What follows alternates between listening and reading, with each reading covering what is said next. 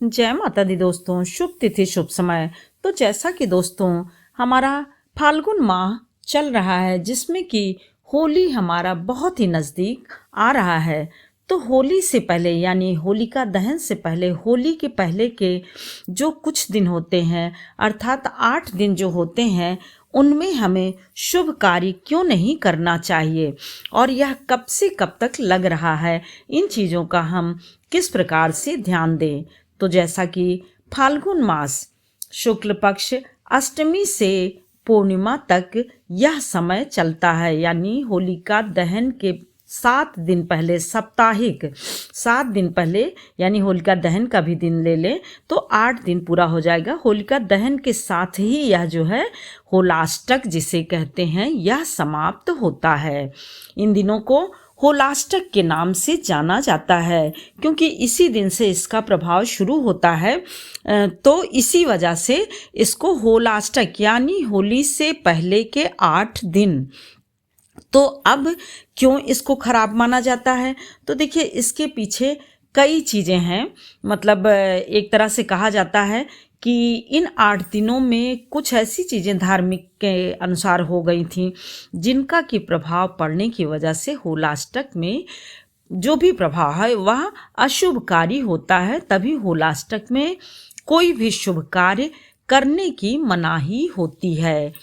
अब धार्मिक मान्यताओं के अनुसार भगवान शिव ने कामदेव को इसी दिन भस्म किया था, यानी जिस दिन होलाष्टक शुरू होता है, यानी होलिका दहन से पहले के 8वें दिन की शुरुआत में, जिस दिन होलाष्टक की शुरुआत हुई थी, वहीं पर होलाष्टक का संबंध हिरण्यकश्यप एवं प्रहलाद से भी है, क्योंकि इसी दिन से प्रहलाद को भी कष्ट देना, यानी उनके पिता ने तरह तरह से प्रताड़ित करने की जो एक योजना बनाई थी, वह इन्हीं समय में किया था, यानी होलाष्टक के समय में ही किया था।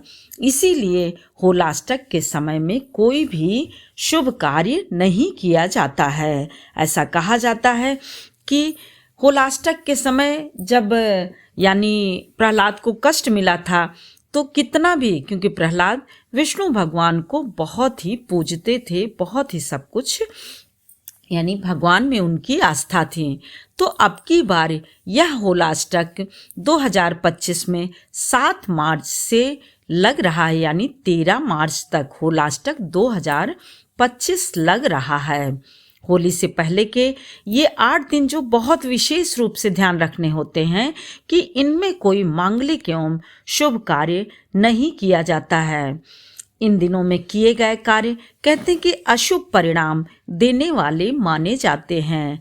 ऐसा कहा जाता है कि वह कोई भी हो, यानी नया व्यापार करना हो, दुकान करना हो, कोई कार्य जो नई शुरुआत करनी है, उन सब को भी नहीं करना चाहिए। और वहीं पे शादी, विवाह, मुंडन, गृह प्रवेश, यह सब कार्य, या फिर अपने व्यापार में जहाँ पर आप खोल रहे हैं दुकान, उसकी शुरुआत, कोई भी मतलब ऐसे जो कि पहली बार और शुभ कार्य शुरू कर रहे हों, वाहन लेना या कुछ भी, मतलब तो वह कार्य नहीं कर सकते हैं। क्योंकि इस समय यदि कोई भी कार्य शुभ करते हैं तो उसका परिणाम शुभ नहीं होता है, क्योंकि प्रहलाद के पिता ने ही प्रहलाद को बहुत ज़्यादा कष्टित किया था। इसीलिए इन दिनों में कोई भी शुभ कार्य नहीं किया जाता है और इसका परिणाम भी शुभ अर्थात अच्छा नहीं होता है, यानी अशुभ परिणाम प्राप्त होते हैं।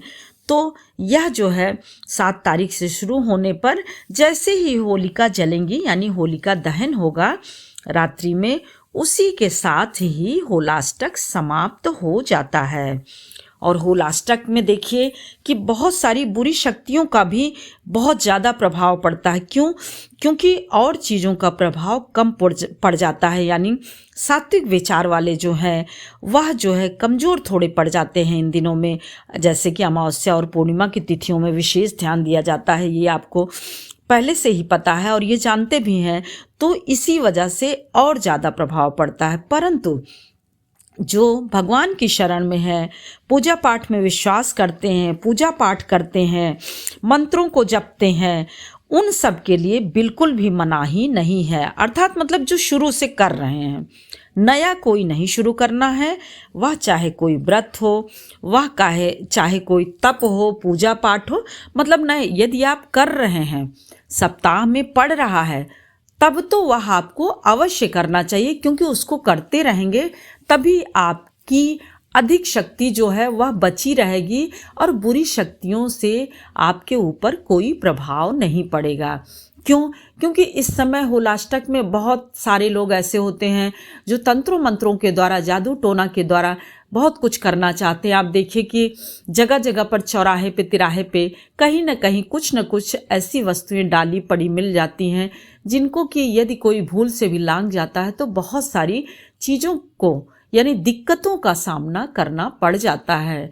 तो इस समय अपने घर में भी सबको आगाह करिए कि वो सड़कों पर, चौराहे पर देख कर चलें और इत्र वगैरह या फिर बहुत ज़्यादा खुशबूदार चीज़ें, या फिर बच्चों को कहिए तो यानी लड़कियों के खुले बाल ना रखें। मतलब बहुत सारी चीज़ें हैं ऐसी जिनको कि बहुत ही ज़्यादा ध्यान में रखें और इसका प्रभाव जो है उन पर ना पड़े। तो इसलिए जो भी पूजा पाठ कर रहे हैं आप, वह पूजा पाठ निरंतर करते रहें, जिससे कि किसी भी प्रकार की बाधा ना आए और कोई कार्य रुके ना।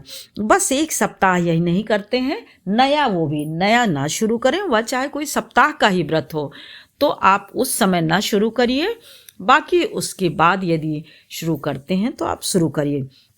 अब रही सत्यनारायण भगवान की कथा का प्रश्न, तो देखिए सत्यनारायण भगवान की कथा भी लोग सुनते रहते हैं। जो जिनका कि हर महीने चल रहा है वह तो सुनेंगे ही, परंतु यदि किसी के मन में आ गया कि हम इसी समय सुन लेंगे तो कोई बात नहीं है। सत्यनारायण भगवान की कथा तो कलयुग में सबसे प्रभावशाली और सबसे ज़्यादा शुभ परिणाम देने वाली मानी गई। यानी कोई भी बाधा के ऊपर है या कुछ भी है तो सत्यनारायण भगवान की कथा सुन लेते हैं तो उसका परिणाम अच्छा होता है। एक तरह से कह लीजिए कि यदि इस समय सत्यनारायण भगवान की कथा सुन लेंगे तो आपके ऊपर कोई भी गलत प्रभाव भी नहीं पड़ेगा। इसलिए आप सत्यनारायण भगवान की कथा सुन सकते हैं, पुरानी जो चीज़ें व्रत आदि करते रहते हैं वह कर सकते हैं, नया कोई भी चीज़ बिल्कुल भी ना शुरू करें।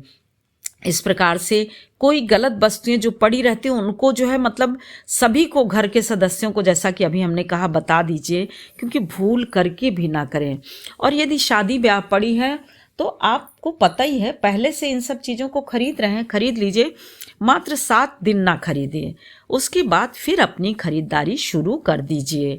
देखिए हम तो कहेंगे कि बिल्कुल भी नहीं खरीदना चाहिए, लेकिन अब मान लीजिए किसी की तारीख या कुछ ऐसा, तो ये तो पहले से पता है ना, तैयारी उनको करते रहना चाहिए। और इन 7 दिनों को छोड़ करके आप होलिका दहन के साथ ही होलाष्टक समाप्त होता है, उसके बाद खरीदारी शुरू कर लीजिए। क्योंकि देखिए डर भय आदि ना रहे तो ऐसे कार्यों से हमें बचना चाहिए। इस प्रकार से होलाष्टक की शुरुआत यानी 7 मार्च 2025 को सुबह से ही, यानी जैसे ही सूर्योदय होगा उसी समय से 6:40 से शुरू हो रहा है। और तो इसी के साथ ही सभी मांगलिक कार्य भी बंद हो जाते हैं, यानी 7 तारीख की सुबह से आपको कोई भी कार्य नहीं करना है।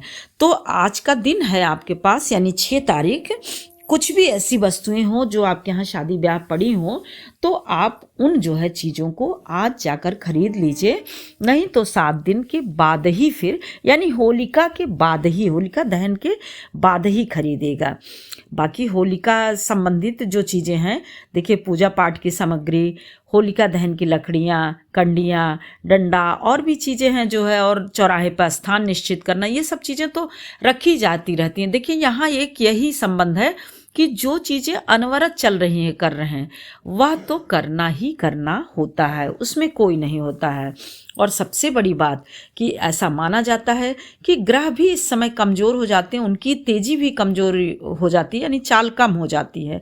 तो फिर इसी वजह से जो उनकी चाल होती है ना, गलत जो है चाल, वो तेज़ हो जाती है और जो अच्छा प्रभाव होता है वह कम हो जाता है।